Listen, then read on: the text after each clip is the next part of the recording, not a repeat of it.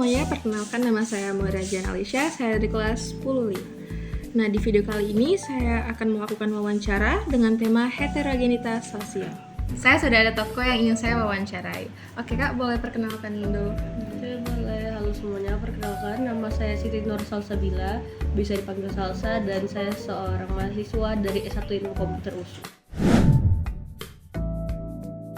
Apa pendapat Kakak tentang heterogenitas sosial?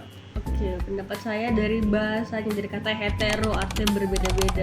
Jadi saya menganggap heterogenitas sosial sebagai fenomena yang cukup menarik, di mana dalam kumpulan masyarakat tidak hanya di mayoritasnya itu hanya satu kaum, tapi ada banyak orang dengan pastinya beda ras, suku, agama, tentunya memiliki pola pandang, cara berpikir, bahkan experience dari hidup yang berbeda. Jadi dalam masyarakat ini, dengan fenomena heterogenitas sosial, kita kira sebagai individu akan lebih berkembang juga, karena kita akan bertemu dengan banyak orang yang berbeda-beda dari kita.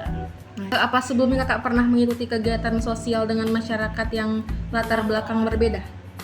Kayak kegiatan sosial apa gitu yang udah pernah? Mengenai kegiatan sosial, mungkin pernah itu saat saya melakukan pengabdian masyarakat ke daerah Binjai. Situ kami namanya kami kan anak Gen Z ya, anak-anak muda dengan pola pikir yang berbeda. Jadi kami harus melakukan pengabdian kepada ibu-ibu. Dan itu ibu-ibu di kota Binjai. Jadi di sana kami ya bisa dibilang mendapatkan insight yang baru dengan cara mereka berinteraksi, cara mereka berpikir. Itu sangat banyak insight saya dapatkan. Menurut Kakak, apa manfaat hidup di kalangan masyarakat heterogen? Oke, baik. Mungkin kalau kita bahas mengenai masyarakat heterogen, kita bisa bilang seperti anak rantau. Kita bilang lah anak rantau pindah ke satu kosnya itu banyak dari anak perantauan lainnya, beda-beda kota dan segala macam. Memang saya belum pernah, cuman manfaatnya yang bahkan dialami oleh teman saya sendiri. Teman-teman saya itu pastinya dari suku, dari daerah, dari tempat yang berbeda. Saat berkumpul, mereka bisa bercerita, istilahnya wah ada pengalaman yang baru, cara berpikir yang baru. Contohnya saja kita anak orang Medan berjumpa dengan orang Jakarta, pasti udah beda dong dari cara berbahasa, dari bahkan bahasa Indonesia kita juga beda. Pipet dengan sedotannya itu contoh yang paling simple dari keuntungan dari heterogen. Jadi dengan kaya akan keberagaman, variasi yang luar biasa, itu menjadi indah gitu. Mungkin itu ya tambahannya.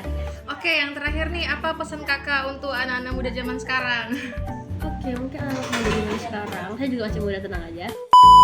Anak muda zaman sekarang jangan pernah takut untuk berpindah. Itu sebenarnya hal yang paling simpel ya, karena anak muda zaman sekarang istilahnya just getting comfortable with the comfort zone, terlalu nyaman dengan comfort zone. Kita jadi nggak mau pindah, kita nggak mau merasakan sensasi yang berbeda gitu, tinggal di tempat yang kita nggak pernah tinggali. Jadi contoh, kalau memang ingin menempuh jenjang studi yang lanjut, silahkan. Kalau mau keluar negeri, silahkan berjumpa dengan orang-orang di luar sana, buka pola pikir Anda. Istilahnya pandangan Anda tentang dunia itu bakal berbeda kali. Jadi ya kalau kita di Medan aja mainan kita. Nanti kalau kita keluar ternyata wah, pola pikir orang ini seperti ini loh, pola pikir orang UK seperti ini, Thailand gini, dengan bahasa mereka yang beragam, informasi yang luar biasa. Jadi bakal kaya dari kita ini, bakal meningkat tuh value kita sendiri. Jadi jangan pernah takut untuk keluar dari comfort zone and just go.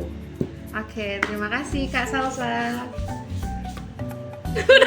Sekian wawancara saya dengan narasumber. Semoga teman-teman mendapat insight dari hasil wawancara tadi.